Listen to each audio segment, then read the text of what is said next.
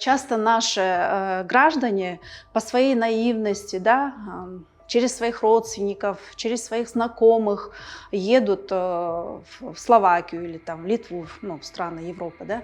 и думают, что там родственники все как бы все знают, делятся своими советами, и они, следуя этим советам, попадаются потом в руки мошенников, потому что эти родственники на самом деле сами этим не занимаются, там есть третий посредник, да, который просто обманным путем их заманивает.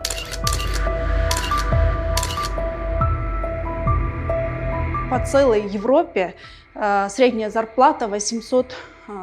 1000 евро, не больше. А они там, им обещают 1500 евро, 2000 евро, и они думают, что эти деньги они заработают. Никогда не доверяйте, потому что сейчас очень много мошенников, посредников, которые открывают однодневные компании, потом